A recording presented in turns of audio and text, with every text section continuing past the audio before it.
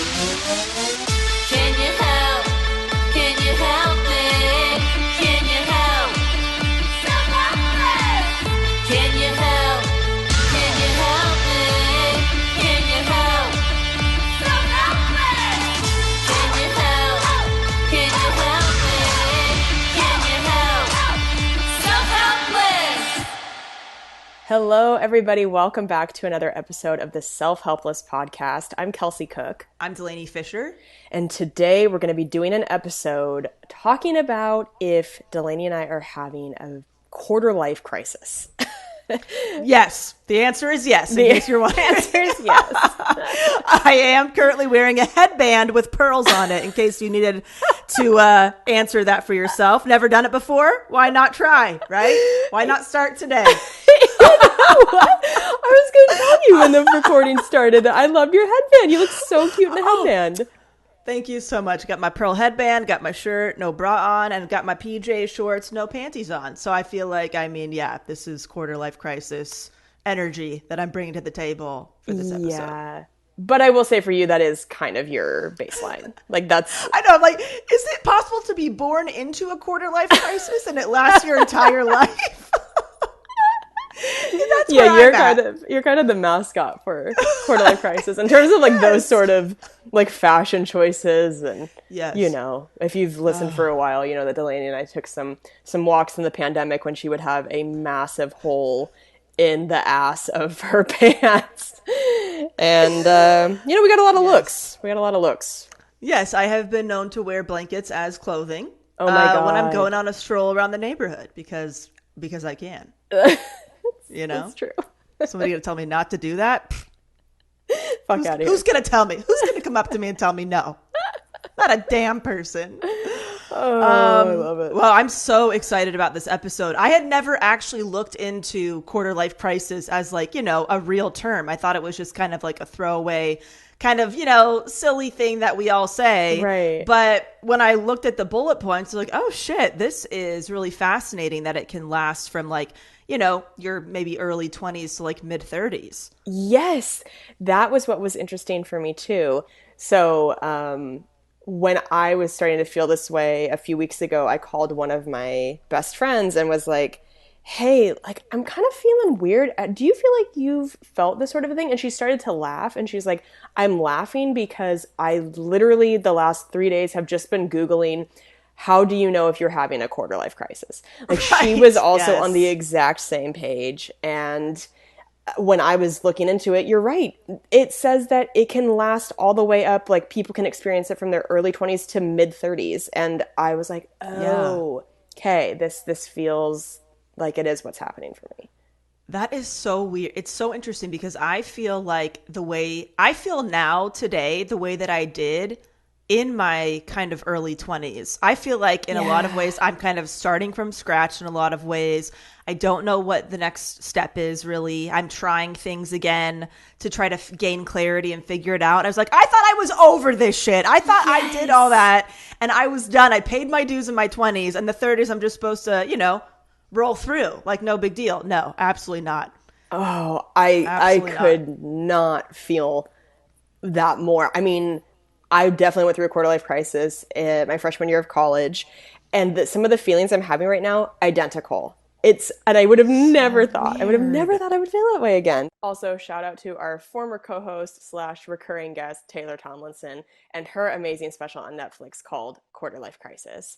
Yes. And yeah, so if what we talk about today in this episode resonates with you, we know for sure that her special will resonate with you guys too. So check it out. Yes.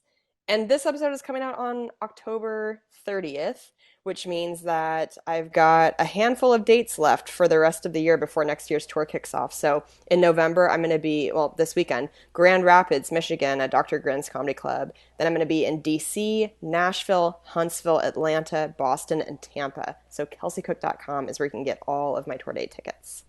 Fabulous. And if you Yes. want to head over to DelaneyFisher.com, you can get access to my free private podcast called Career Crush, where we talk about quarter life crisis stuff, a lot. Yes. Different career pivots, lifestyle changes. You want to sell all of your shit and live in a van, we talk about that too. It's just all of it, art projects, how to make money, doing something that you love, how to do things that are meaningful to you, all of that.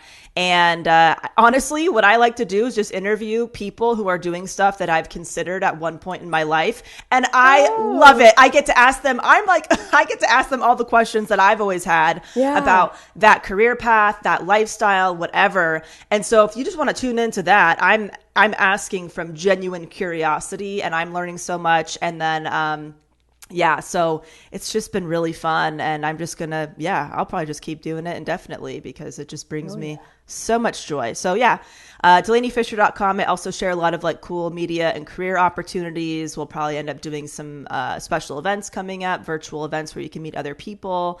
But it's really kind of turning into this like kind of cool global community of creatives and stuff. I'm really loving it. So That's awesome. would love to have you. I was going to ask you, is there anybody who you've interviewed so far that when you ask about their career, you think, oh, maybe that's what I should have done? Or have there been ones where you're like, fuck, what a bullet dodged. I would have hated that.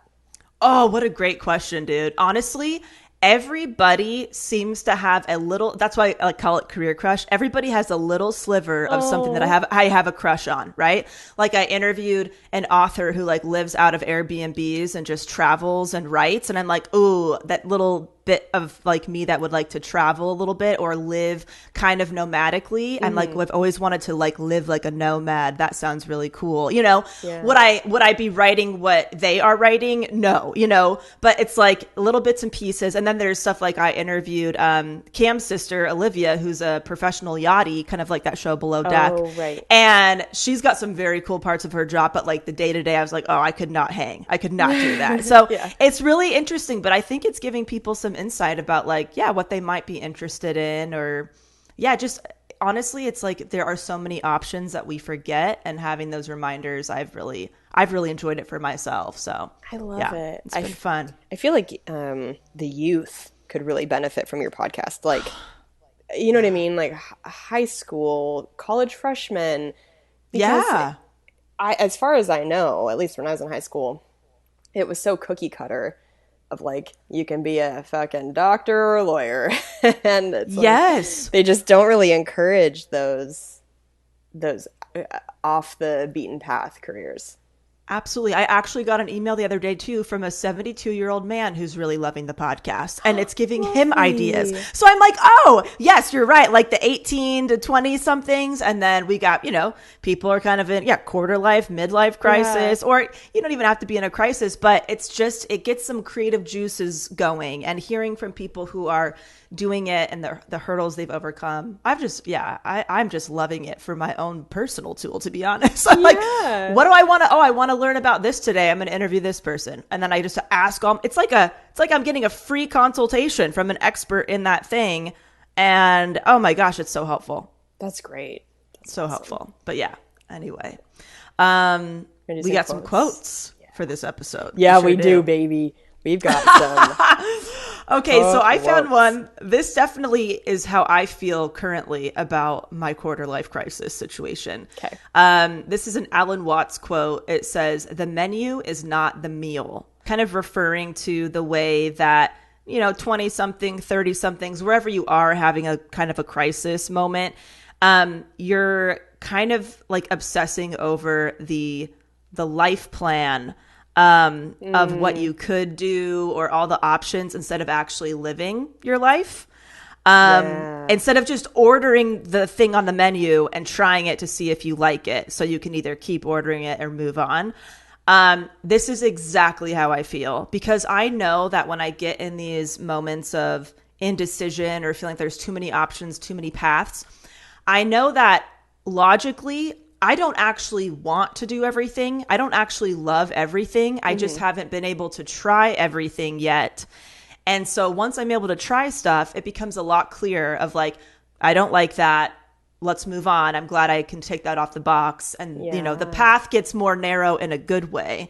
But when you haven't been able to try everything, you really think that you have all of these different millions of paths you can go down. Yeah.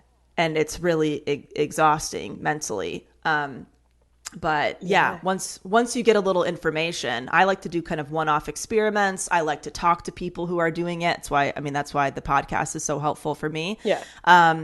Because once I can like talk to somebody who's doing it, I can try to like plug it into my own lifestyle, wants and personality and be like, oh, I wonder if I'd be a good fit, you know? Yeah. Or like try something as like a one-off kind of experiment. Yeah. Yep. I think people talk a lot about that feeling with settling down romantically too. That we have been so like back in the olden days, it's like you only knew the people in your neighborhood.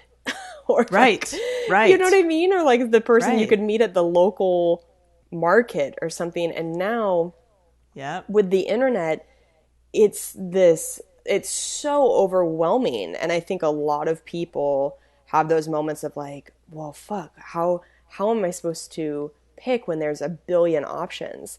And I definitely felt that feeling of overwhelm in my 20s. It was a little like, oh my God, this seems so daunting. Yes. And with dating, because I was doing that too. It's like when you keep starting fresh with somebody, you never get to like the good parts of like the really deep parts of a relationship. You're like, oh, maybe it's better over here. Maybe I'll be a better fit for somebody like this. And then you keep bouncing around. And that's the same thing for a career path or friendships or whatever. It's like you just keep bouncing to what you think might be a better fit. And then you don't get to experience like the deep connection or satisfaction that only, years into something you can have. Yeah. Yes, I could not agree more. Yeah, so interesting. So your quote I love and is perfect for you. The one that I found is by good old Brené Brown, who we just love so much. And this one is referring to a midlife crisis, but I think that the feelings people have at a midlife crisis and a quarter life crisis are not that dissimilar. Right. So people may call what happens at midlife a crisis, but it's not. It's an unraveling. A time when you feel a desperate pull to live the life you want to live, not the one you're supposed to live. The unraveling is a time when you are challenged by the universe to let go of who you think you are supposed to be and to embrace who you are. Love it. Yes. Brené. Yes. Brené bringing the goddamn heat. Like she always absolutely. Does. So good. Yeah. So I feel like whether it's a quarter life crisis or midlife crisis, that is a big part of it, is like that you're coming to a place where you're like, oh, I'm really in my life now. Mm-hmm. And sometimes it's not what you pictured it would be. Right. Even if it's great, there's still times where you're like, I just don't recognize my life. Right. So. Yes. Yeah. And it's like, logically that when you're feeling discomfort, you are usually on the brink of something really great that's going to change your life.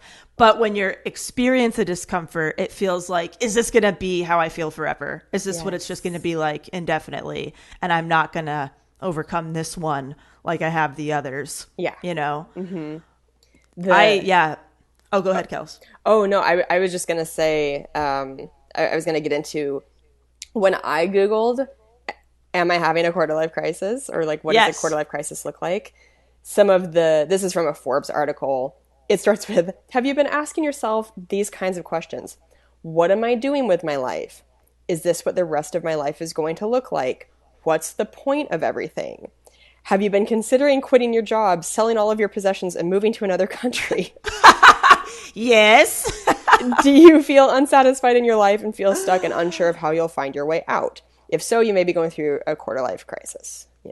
Blah, blah, blah, all this stuff. So, How did this, when I asked you if you wanted to record an episode on this topic, what was the first thing that stood out to you and how you might be feeling that way? Well, at first I looked into it and seeing the symptoms of like your quarter life crisis, of like having difficulty making decisions, you're struggling to figure out what's missing, you lack motivation, you're struggling with fatigue, stress, anxiety, depression, all of that. I'm like, oh, this is so interesting. I thought this was just kind of like, something that you experience in your 20s. And then, yeah, there's a midlife crisis at some point because maybe you realize you're closer to death than birth. And you're like, oh shit, how do I squeeze the last juices out of these, whatever the last decades I have.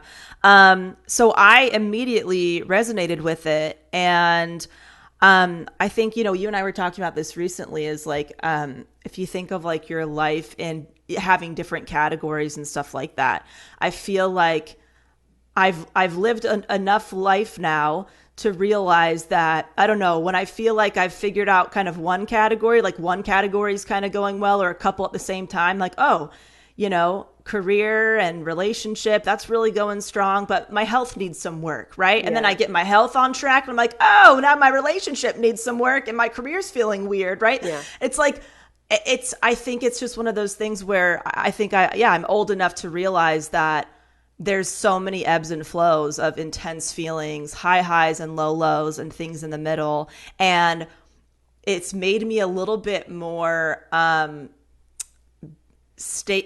balanced, I guess, in how I react to things.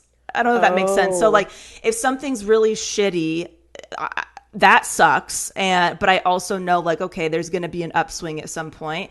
And then when there's like a really exciting thing happening, I'm like, okay, this is nice, but I'm not going to get too excited because there's going to be a downswing at some point. I think I'm like managing my expectations differently because I understand how my life has worked a little bit more. Yeah. Is that making sense? Yeah, you're kind of zoomed out.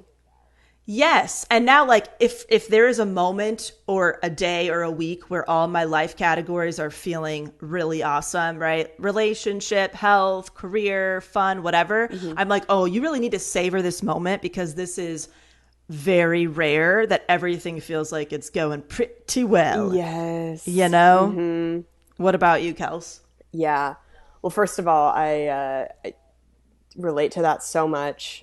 I think with everything that's happened with my mom in the last few years, I have experienced new lows in my life where it does put things into perspective. And the times where I've almost lost my mom the last few years, it's like it just puts things into such a different perspective than they've ever been in before. So now when my mom is stable and everything else in my life is going well, I really try to dig into that moment and be like, okay, appreciate this, because I know now what it feels like for things to actually be wrong. Like before my mom got sick, I would, of course, there were like, I went through hard times and there were bad days, but the times where you almost lose a parent, you're like, oh, that's what darkness is. Like that's when you have a new range of emotion.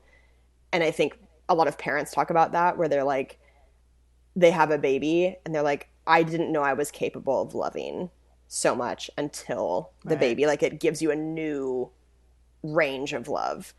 And I think the same is true with like, birth and disease and sickness and stuff like that. You realize you have a different capacity for things. So anyway, yes, I have become way more present. I feel like my quarter life crisis stuff has come up because I moved to Minnesota at the beginning of this year, which is a really huge thing to do. I moved to a part of the country, to a state that I've never lived in before at all. I think I had visited here, I'd visited Minneapolis once before moving here. I'd visited Minnesota like 2 times or something like that to see Chad when he lived in the city he's from here. And I don't know anybody else here besides Chad. And, we just bought our dream house together and things in my career have been going really well. But I've been having these really scary, panicky feelings the past few weeks of like, a lot of feeling lonely because I don't recognize my life. Like being in a new state, being in a new house after I had just kind of gotten used to the place we had moved to. Right.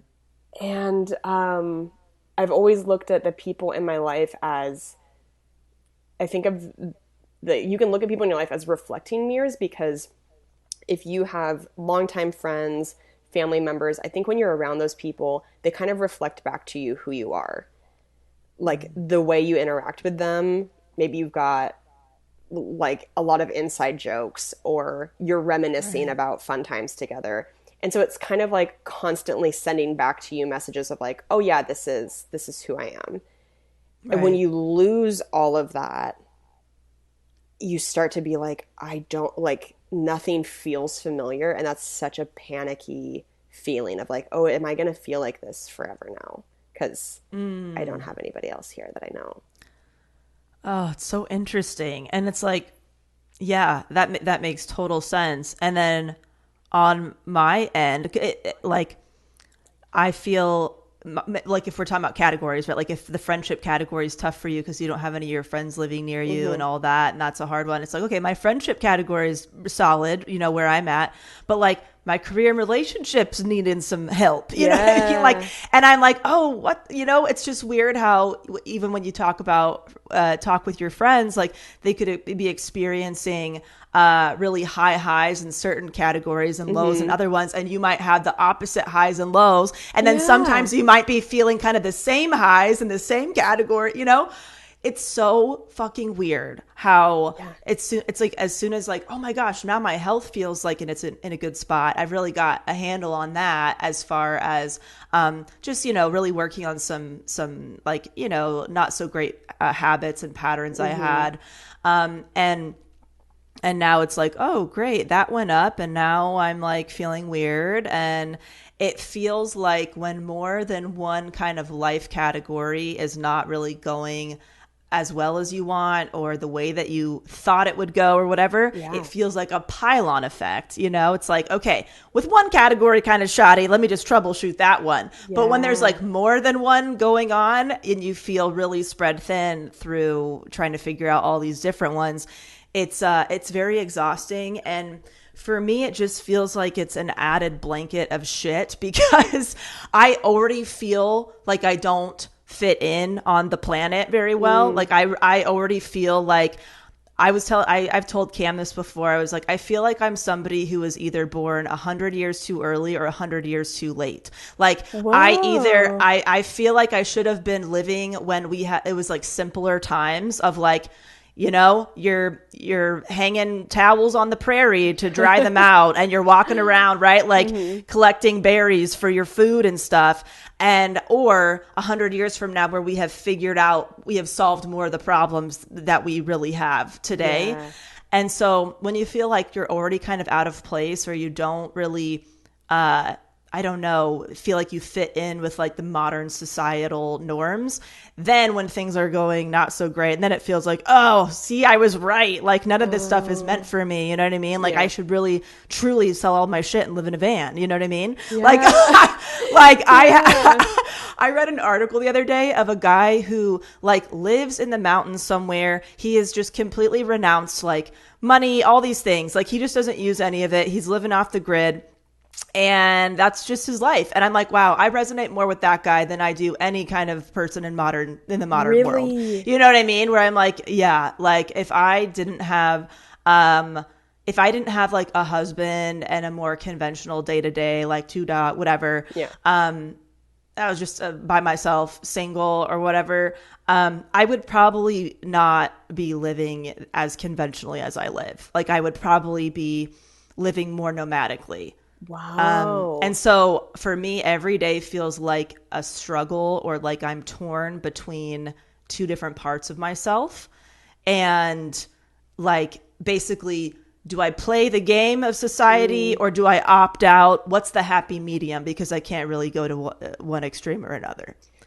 Interesting. I wish that It's very weird. I wish that we could have the ability to do live chat as we were recording, because I would be so curious to know how many of our listeners feel the way you do. Yeah. Because I haven't experienced that feeling before. I mean, I have a lot of I reminisce a lot about times before social media Yeah. where like I just wish a lot of the time that it didn't exist, or at Right. least that I didn't have to do it for my work. I look at my friends who, you know, just have like regular jobs and have like 200 followers that are just like their close family and friends, and they just like post pictures of their kids. And I'm like, Yeah. it's so interesting to see that like social media does not consume their life because they don't Right. have to use it for work. So Right. I love the idea of like a simpler time in that way, but yeah, Yeah. I'm sorry you feel that way because I would imagine that feels lonely even Yeah. when you've got other people around, or just a feeling of like other people might not connect to that. Yeah, it is weird. And it's so funny because I was talking to my friend Courtney the other day and I was like, "Do you ever just feel like you just want to move to the middle of nowhere and live in a hut and like kind of off-grid living?" She's like, "Yes! Oh my God, all the time." I was like, Really? "Okay, thank God. Thank God I got one person at least who understands Yeah. it." But you know, it's interesting because I do so many deep dives into, is anybody else feeling like this? What are the resources out there? And a big reason why I'm going to be interviewing a lot of people who are living nomadically and have done this stuff. People are doing this by the thousands or millions maybe at this point. Like it is Whoa. becoming a huge movement of people being like, our modern like work system, all this stuff is fucked. It's broken. It does not enable like a great work-life balance. Yeah. It's, you know, whatever, it maybe feel like they're stuck in meaningless jobs, whatever. And they are trying to figure out how they can like, really, really decrease their overhead so they can have more time freedom and financial freedom and stuff like Yeah. that. So I know people are doing it, but I'm like, oh, that would be nice to be able to do. But, you know, I have like a husband who has a job here in the location that we live in. And, you know, obviously my family, my friends are here. Like I'd miss them. But there's a big part of me that's like, how can I have a happy medium where maybe I go away for a few months on my own and then I come back to my life? You know what I Yeah. mean? Yeah. So, but yeah, please write in or leave an iTunes review or something if you do feel this way, or if you have any resources about it, because I would love to know about that stuff and talk to more Yeah. people who are doing things like that. Yeah.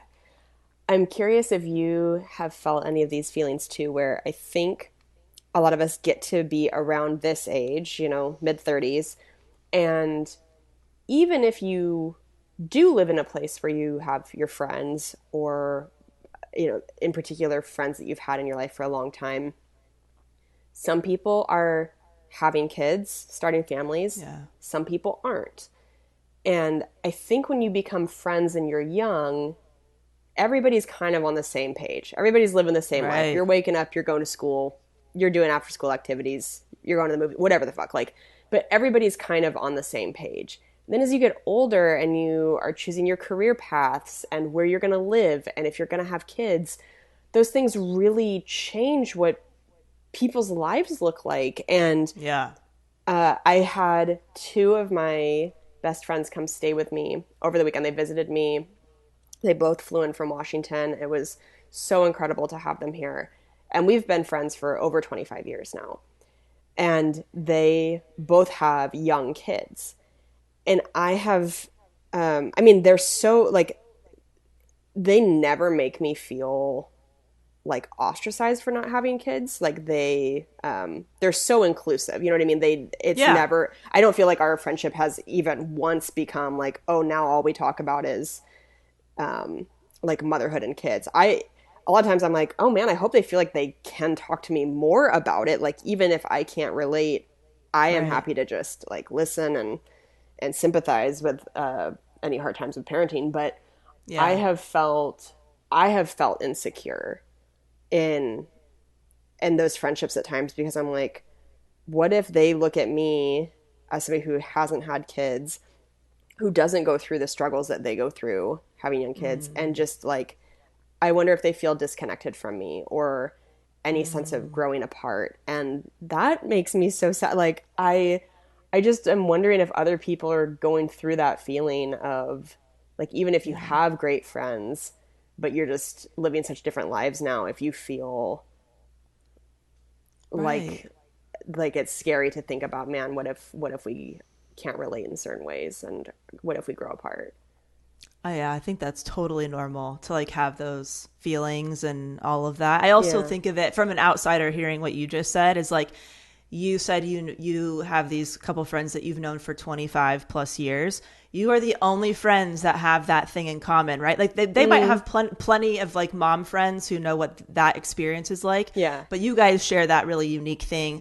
And I would say like even just the way that like you can talk to other comedians about work the way that you can't talk to somebody who maybe is a lawyer about your day-to-day life, right? Right. It's like, so you have maybe people that understand what you're going through on a really really deep level in like a certain category of your life, if you will. Yeah. But but luckily we are all more than just one thing, and we can Yeah. connect on more than just one thing. So I think your relationships will continue to flourish even if there's some different Yeah. lifestyle things happening, you know? Yeah. Have you felt that at all with any of your friends who are having kids versus, I know you just did an episode that came out, Yeah. well, it came out this week when we're Yeah. recording, but it came out a while ago by the time this comes out, where you had three of your friends who were moms of newborns. Yes. You know what's so fun? Right after we recorded that episode, that weekend or the next weekend, they all came over to my place, and we had a little like tea party with the babies, and we ate yeah. lunch and all of that. And it was so nice. I mean, like, it's just my friends who have a kid. You know, it's just like we're still Yeah. talking as friends, but they have babies, and the Yeah. babies are there too, and that's cute. You know. Yeah. So I think. And they're still having like get-togethers and, inviting. I still get invites to the parties, and the babies are just a part of the party now, Yeah. So I haven't felt a huge like disconnect or anything like that. Yeah. I'm sure there'll be periods of time where, yeah, like we can't relate to certain things happening in each other's lives, but, no, I haven't felt anything too Yeah. big Yeah. in that department. Yeah. What did high school you or early 20s you picture that your life would be like right now? And is it close to that or not close to that? And do you feel like that gives you those quarter life crisis feelings? It's so funny. Well, this is a big part of like so early 20s, I mean, I thought I was going to be a stand-up comedian, Yeah. I really, those first couple years, I was like, cool, I found it, cracked the code of what I want to do with my life. Awesome. I'm going to live on the road. I'm going to be a performer, and done. And so I had no interest in getting married. I was just, that was it. I was like, this is an easy decision, right? Yeah. So I would say, obviously my feelings changed over time the longer I was in that world. And now, I mean, it looks pretty different. I work from home. I do not travel for a living. I'm married. I'm not a performer really in any capacity anymore. Yeah. So polar opposite to what I thought at 21, my life would look like. Wow. But I even remember like early on, actually, we met each other at a comedy festival. Yes. For the first time, right? In we did. Idaho.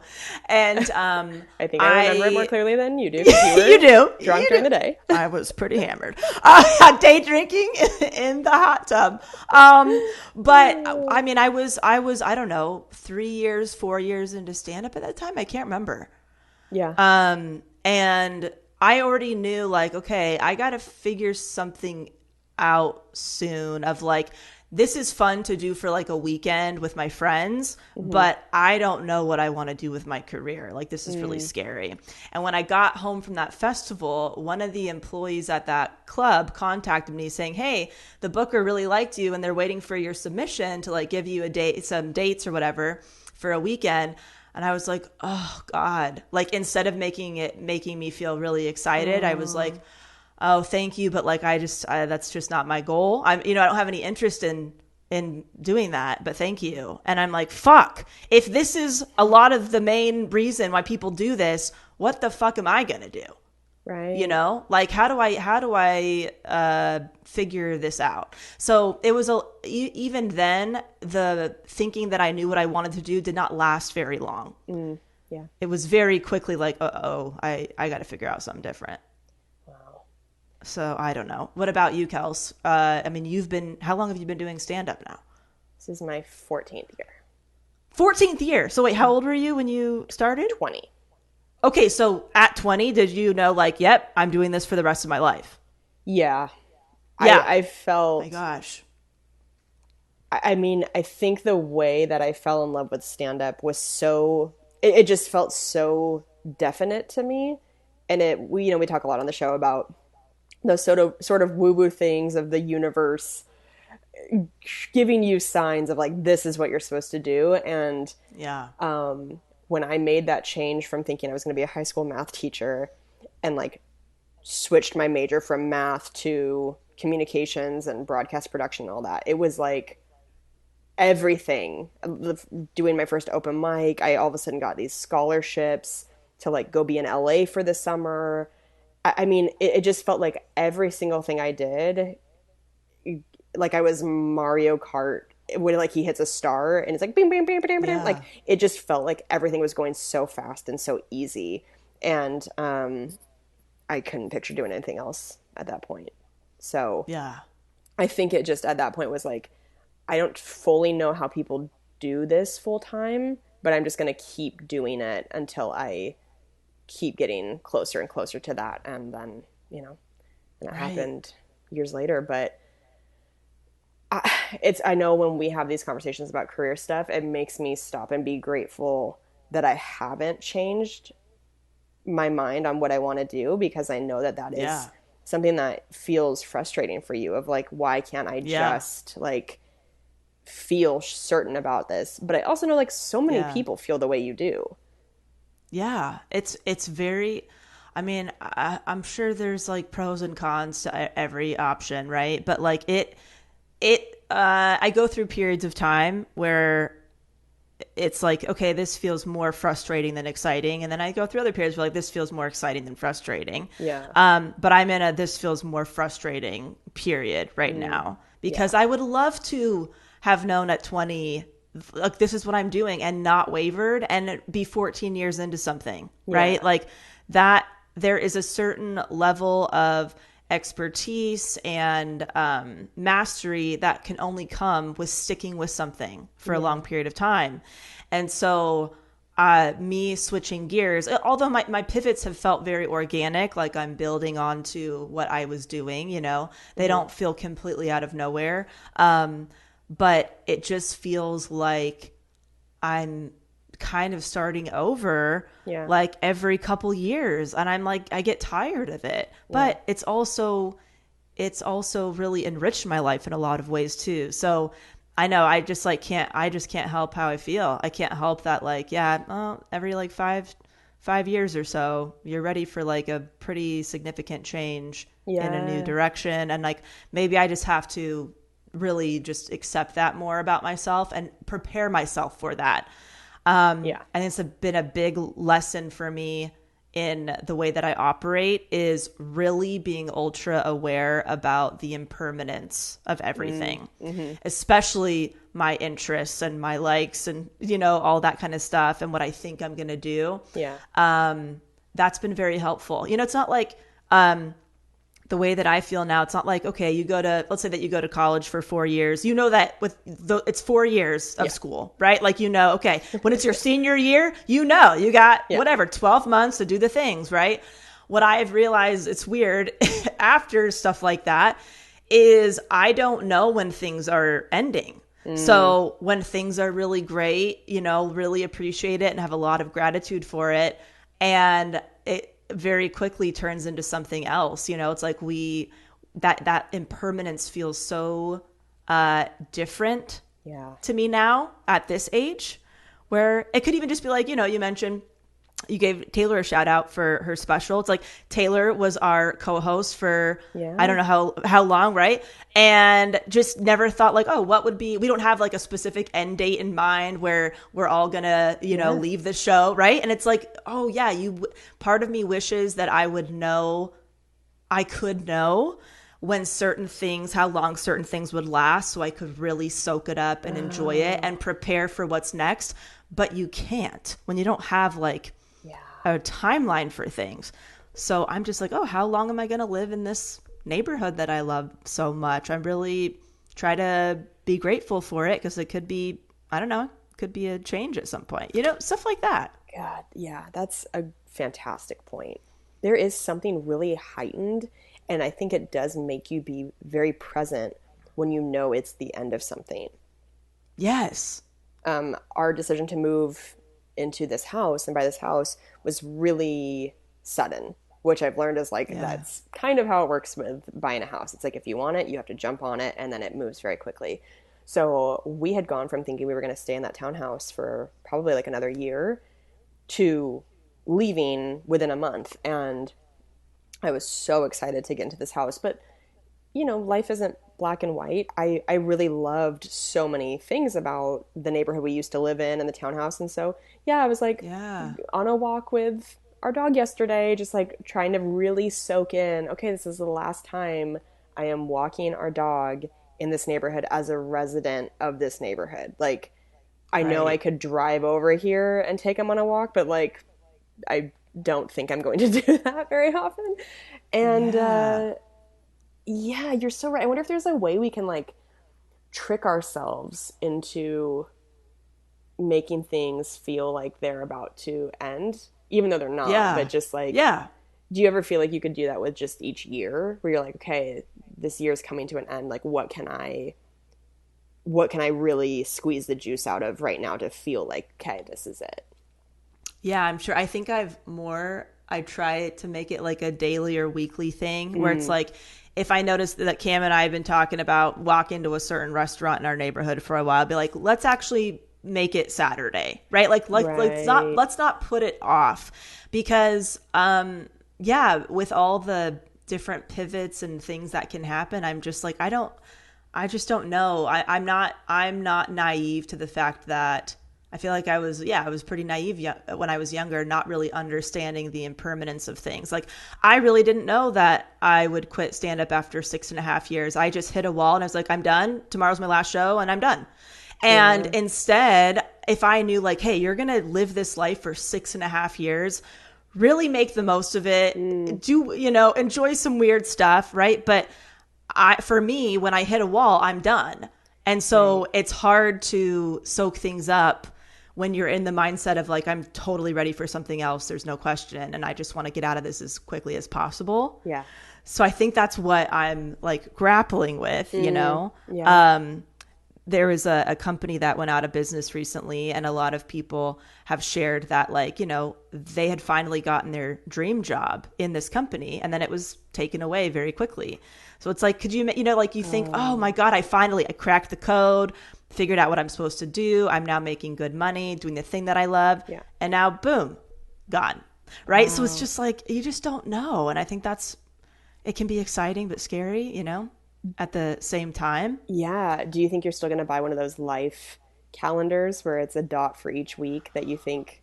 Yes, we need to do that. Are you going to buy one? I'm scared. I'm afraid of like weird feng shui juju about predicting.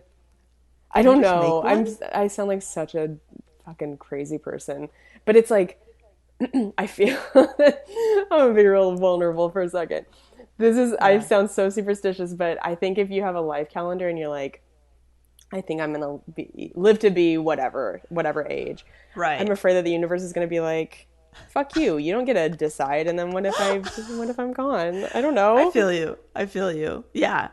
I don't know. I don't know what these look like yet. I have to look into it. I wrote it in my notes and I never did. But what can't I just like make a board for my office with a bunch of little dots and see how I feel about that? Yeah. But I would make it to like 110 years old just to not jinx myself. You know what I mean? Oh. So that probably doesn't help. Because then you definitely are planning things with more time than you actually have. See, this is what I mean. Okay, this makes me feel better because I don't know. In the words of Michael Scott, I am not superstitious, but I am a little stitious.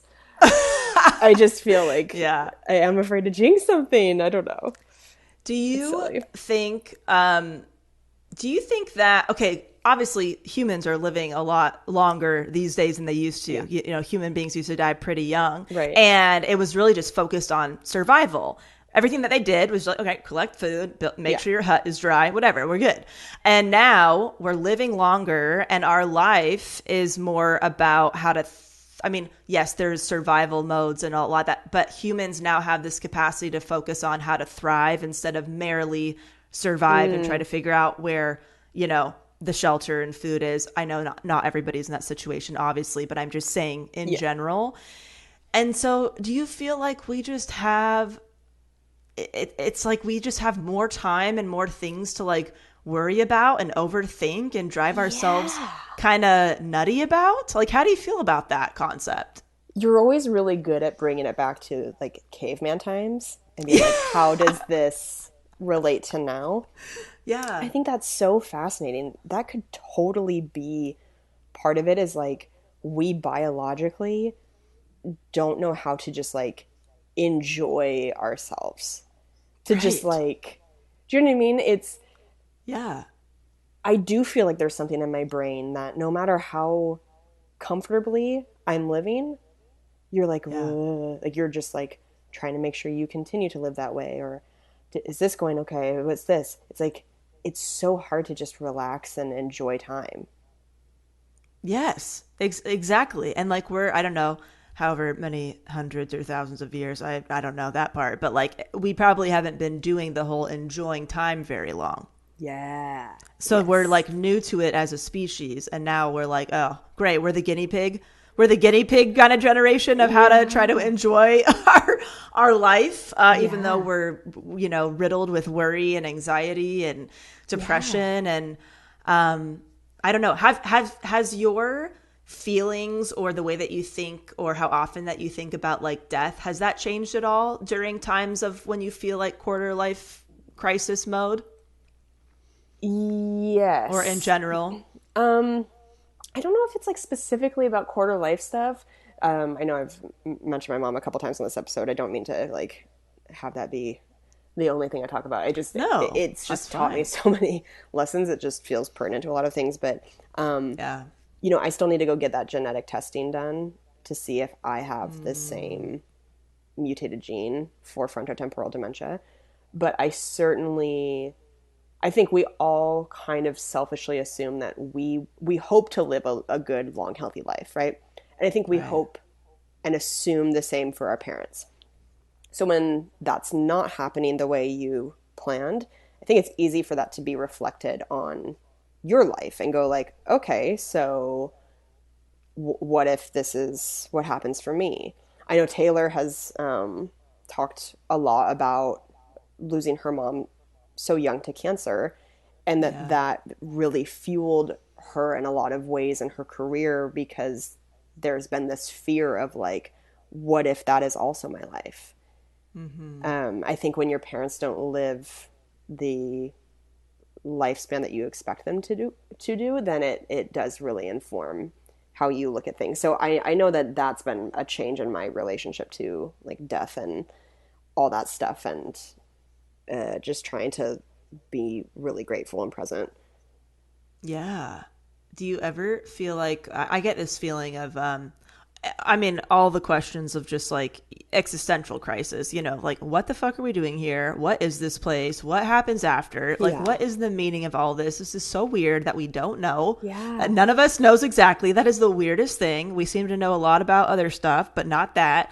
And sometimes I hope this doesn't really depress somebody, but sometimes I feel like I'm just kind of waiting around till I die, you know, where I'm like, okay, I know that I'm doing stuff I love. I know that this is great. And then, you know, there's going to be hard times, but like sometimes it's just like, oh my gosh, this is where all this is heading. Like, what am I supposed to do with this information? Like, don't you feel like humans are just like we are an animal that knows that we could die at any moment, and now it's like, okay, now try to go put a suit and tie on and get a job. Like, have fun with that. You could die at any second, but you know, make sure Yeah. you cook dinner for all the kids. Like, Yeah.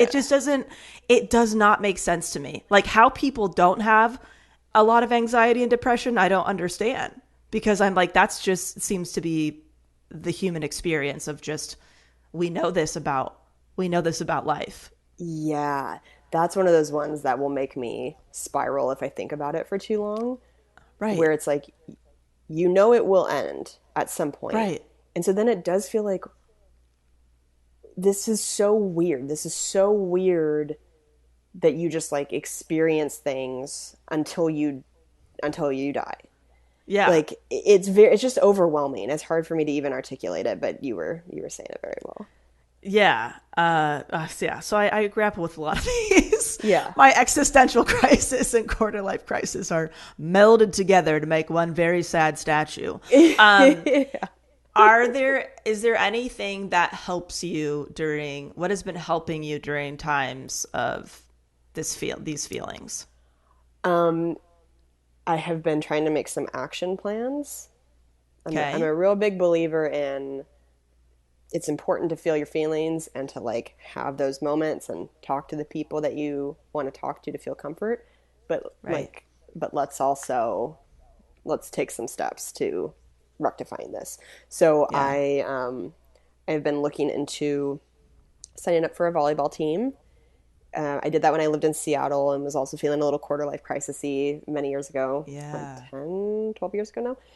And I joined a volleyball team by myself, and those other teammates did the same thing. They joined by themselves, and we became friends, and it was a really great experience. So I'm going to do that.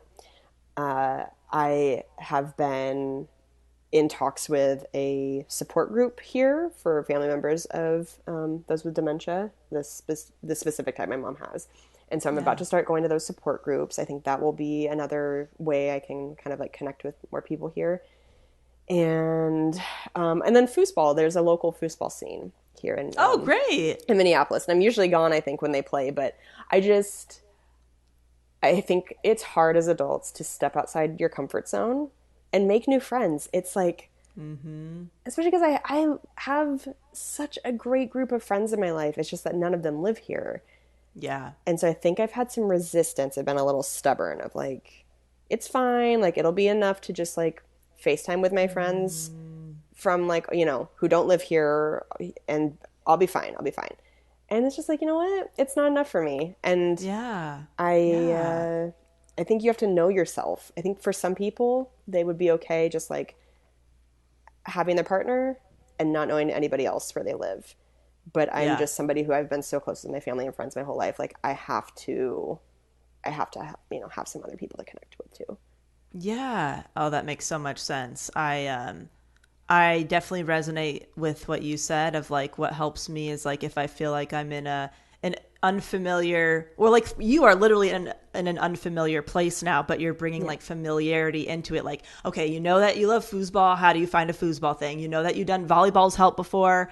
How do I kind of replicate that? Where I'm kind of like, oh yeah, I've been here before. I've been grappling with many different paths and choices.